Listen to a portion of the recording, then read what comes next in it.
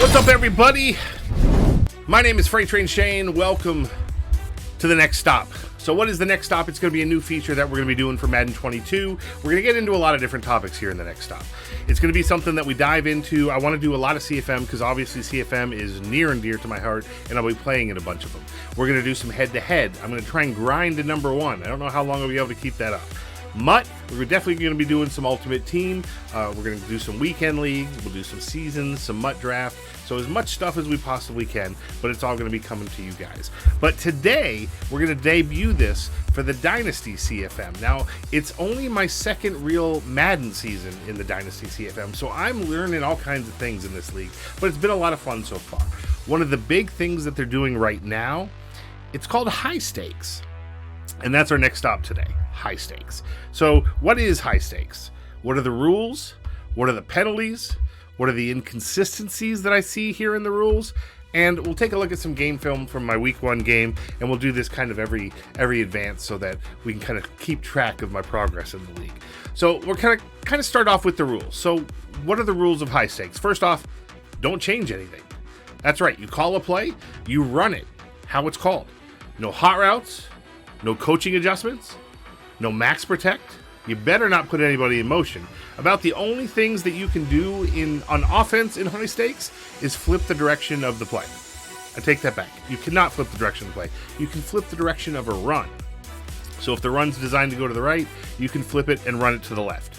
You can also ID the mic, and you can call a double team on the O-line. But that's it. Nothing else. On defense, you can't change any of the zones. Obviously, no coaching adjustments. You can't change the man assignments. You can't move someone from zone to man. You can't make a blitzer become a zone or a blitzer become a man coverage guy. You can't crash the D-line. Really, the only thing that you're allowed to do on defense is you can press, you can shift your D-line, you can shift your linebackers, and you can shade inside, you can shade outside, you can shade over the top, you can shade underneath, and you're allowed to pass commit and run commit. So that's the overall gist of it. What you see is what you get. However, there's one other big thing when it comes to high stakes. All the abilities are off. No abilities. You know what that means? That means the ratings really matter, like Madden used to be. Oh, I miss those days. So, big things going on with the rules. Do not break the rules. Why? Because there's penalties if you break the rules. What are the penalties for breaking the rules? Well, guys, there's only one. If you break the rules, you are absolutely going to drop a spot in your Madden 22 draft. So remember when I talked about this being the last season for Dynasty and its high stakes? Well, where you finish in this season determines where you draft your team for Madden 22. So the Super Bowl winner is going to pick first, right? Unless he breaks some rules and gets a penalty. So, as an example, call an audible, you're going to drop a spot. Hot route a wide receiver, you're dropping a spot. Don't stream your game, dropping a spot. Get it? Anything that you do, the only punishment is you drop a spot. So I'm going to use myself for an example. I've gotten two penalties. One, I had a safety in the sub linebacker spot due to injury, but I didn't check it before I kicked off my week 2 game. And if you didn't show your playbook for 30 seconds, which is not what I did, but if you didn't show your playbook for 30 seconds before the game starts, you drop a spot. So in this example, that's 2 spots dropped. Now, when I win the Super Bowl here in the high stakes, I've got 2 penalties. So that doesn't mean I'm drafting first. That means I'm going to draft third. Now, I can move back up if the people that actually are still first and second get penalties and drop down with me. You follow? So we're going to have to keep track of the number of penalties that are going on with everybody in the league. But long and short of it is, do not get a penalty. You'll drop a spot in the team selection draft.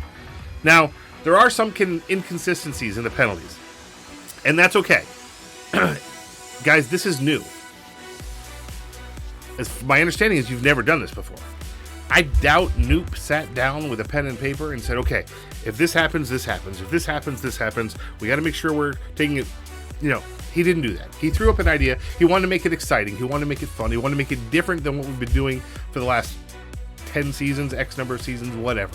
Whatever you guys have been doing, he wants to change it up here in the last season. So it's different. It's fresh. It keeps you intrigued in the game. However, one thing that does get me is we're allowed to shade inside and outside, over the top and underneath. But when you shade underneath, the zones change, and we're not allowed to change zones. So that's one thing that is out there, and I probably should ask this question: how are we going to handle that? You know, if we shade underneath and it changes a cloud flat to, another flat, or it changes a hook zone to a cloud flat, who knows what's going to happen? It'll definitely change them to underneath zones. So if you're looking at the play art, that's going to change, even though all you did was shade, which is allowed in the rules. So that's something that we probably need to readdress and kind of revisit that. But guys, in the end, there's no whining. Just go with the flow. Okay? If you see something, say something. But in the end, enjoy it. That's the whole point of high stakes. So, all of that being said, let's actually look at some game film. So this here's my week 1 game versus Bruce. Bruce always has my number. We're in the first quarter. Mitchell's going to throw it deep. Test my user in double coverage. That is a bad idea, sir. Bruce, do not do that. I'm going to drive down the field. We're going to get here. It's not the whole game. We cut it and smashed it up. But I see Bruce bring down his safety. Boom. Barnes over the top. That's a house call, ladies and gentlemen. 7-0. So Bruce gets the ball back. Jeezy had nowhere to go. He panicked through that ball right to my CPU player. I can't even take credit for that pick. So what do? I drive down, and then I show Bruce a play that he's seen me run a ton of times. He literally jumps this play from the snap of the ball and picks it off for 6.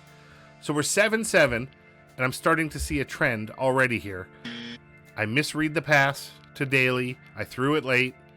Bruce picks me off. That's the second pick this game. So what do we do with the next possession, right? Well, we should probably maybe throw another pick. Bruce has got my number. That's 3 picks, 2 pick sixes. Keeping track. 21-7. We're in the second half now. Second quarter. Another pick, because I can't read the defense, apparently. I'm really struggling with the no hot routes. Bruce ends up settling for 3. It's 24-7. We're now in the third quarter. Maul's going to drop back. He's got nobody. He's got a guy in double coverage. Throws right another pick. Story of my game this game. Mitchell, of course, everybody on the San Francisco 49ers blew my team away on this play. Threw it over the top. Scores.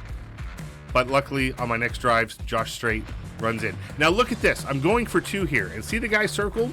This dude is going to clothesline my wide receiver and knock him to the ground. Did you see that? That's some shit. We're going to crush Bruce's quarterback. It's 31-13. Maul's dropping back. Trying to find a drive. Got nobody open. That's a sack. Still in the third. Oh, Daly driving down. Maybe we're going to make this a game. Maul. Nope. He's going to go down. But look very closely at this replay. He's diving at my knees. If that's Tom Brady, that's a roughing the passer penalty. I was screwed. Here we go. Maul's going up top. It's going to get the pass interference call, which leaves it to Josh Straight. Dump off. Boom. Sneaks it in. We're trying to get back in this game. 31-20, fourth quarter. Let's kill Bruce's quarterback. Make him punt it back. 3rd and 18. He limps it up. We're going to user that. We still got a shot here until that happened. Bruce knows this play because we're actually using the same playbook in this game. So 38-20, not much of a chance. We managed to drive down to screen pass. Makes it 38-27. We're still kind of in it. Force Bruce to punt. We get the ball back. Marshall could not come up with the pass. 4th and 19. We throw it up wide open. Dockery is open and couldn't come up with the catch. And Bruce is going to kneel it out.